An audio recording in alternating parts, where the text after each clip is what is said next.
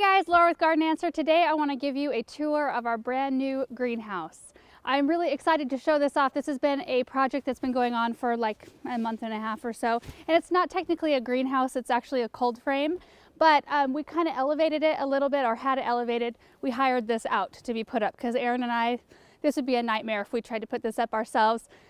He actually framed in the front and made it an actual wall so we can hang things off of it, heavy things on the inside, and then cedar shakes on the front to make it look pretty, because this is where we drive in. This is what we see right here, and I didn't really want a big plastic structure to look at right here. So just having a little bit more interest there, and also cedar shakes are great for picture taking. So it was kind of like a multi-functional thing. So this is our barn right here. And I thought it would be great to have it in this spot because it's not really used. It was just grass back here.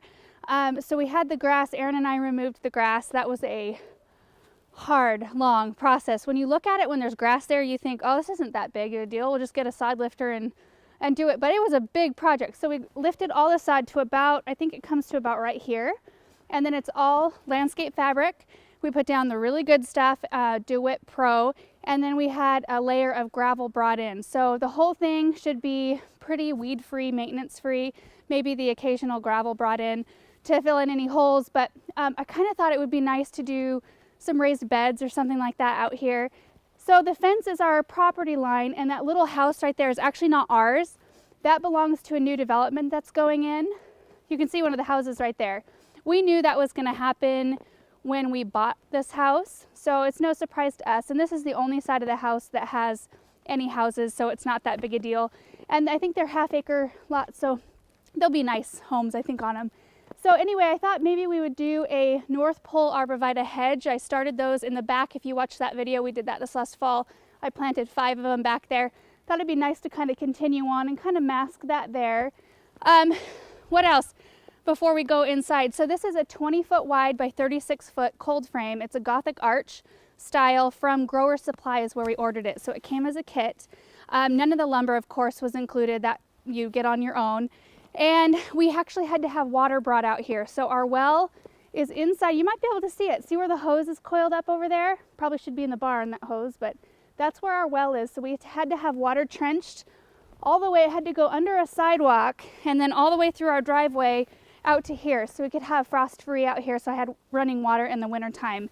So that was really nice. The other thing that we are going to add to this is a big piece of shade cloth. It gets super hot here in the summer, and we keep shade cloth on our greenhouse down at Andrews at the garden center where I work, and it actually helps protect the plastic and saves the plastic. We've had the same plastic on our greenhouse down there for over 10 years, which is insane.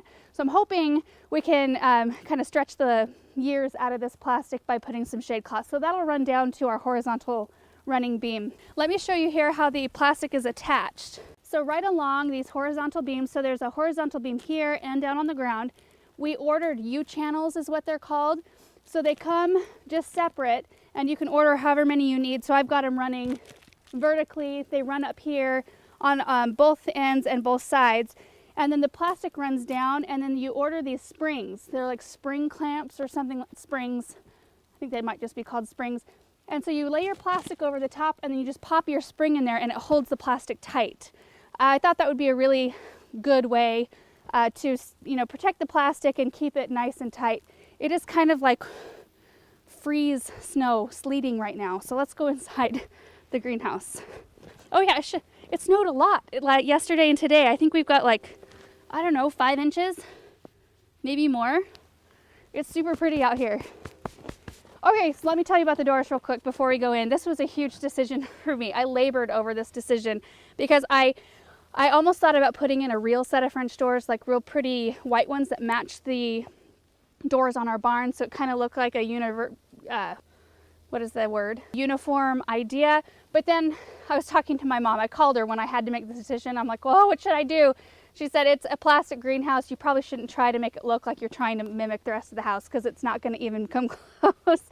Very true. So I went with these. I'm super happy with them. And we had clear plexiglass put on the front. It looks just like glass, a little bit better than plastic up here. Let's go inside.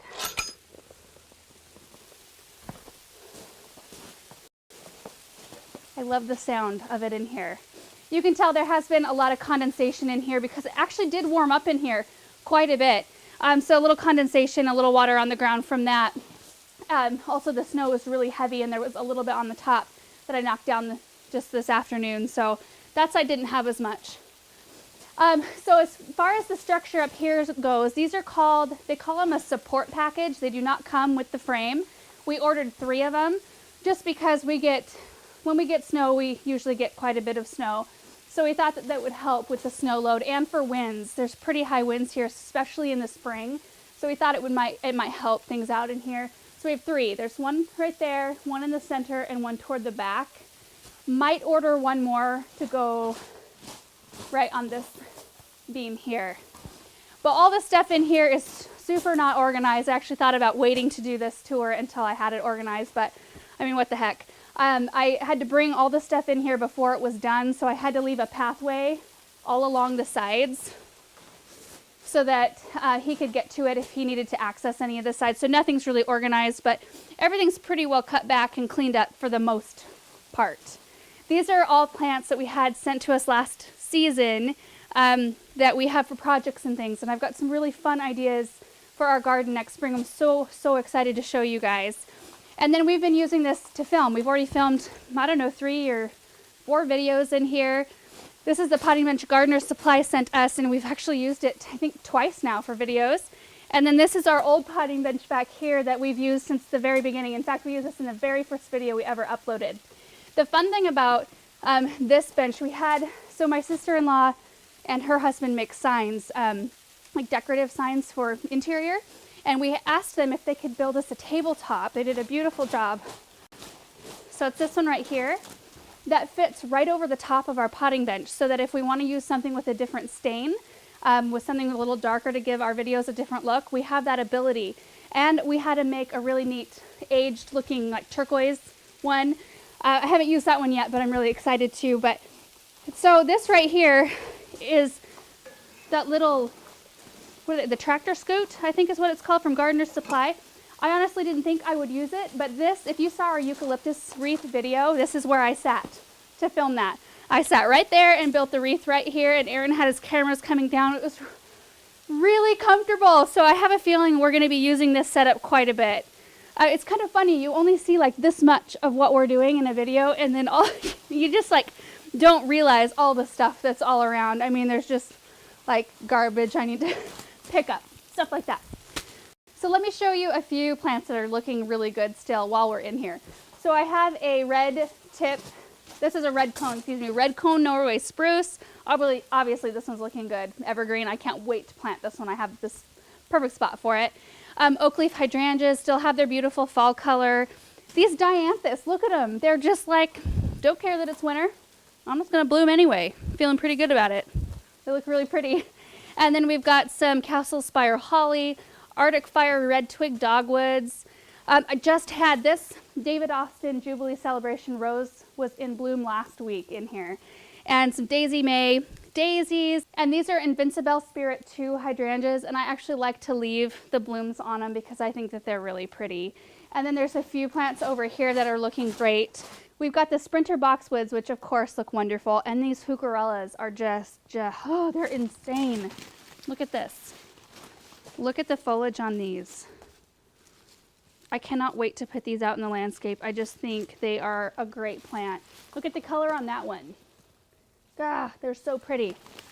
A really nice dianthus here, really pretty icy blue foliage, and then there's some Appletini heucheras, which are wonderful. And a couple more things. This is our crescent garden pot right here. That's a self-watering container, which I loved, and I want to add more in my garden next year. It worked like a charm.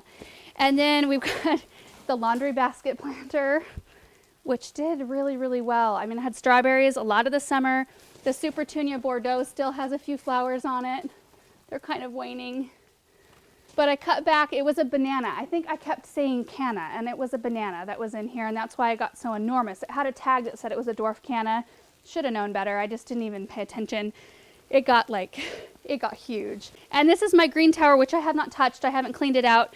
I didn't show updates of it because we moved it to our new house and I put it in a spot that had really soft soil, and I came out one day and the soil had settled and they were kind of like, they'd fallen down on the ground and they looked kind of sad. Stacked back up just perfect. I didn't lose any plants, but it just looked a little bit rough. And then I decided to bring all of my Let's Dance Diva hydrangeas in here for the winter, because if I have a cold frame to keep them in, that's what I'm going to do. I was going to wrap them with burlap, but this saves me a lot of effort just bringing them in here. And then I have all my blueberries in here. Blueberries are really tough in my area to grow, so they're all in containers. I have them here, and then there's 3 more containers of blueberries there. So that's it, guys. I hope you enjoyed seeing our new greenhouse. We are enjoying it so much, and I'm so thankful to have it. We'll see you in the next video. Bye.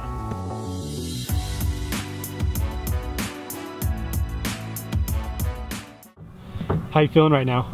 Pretty good.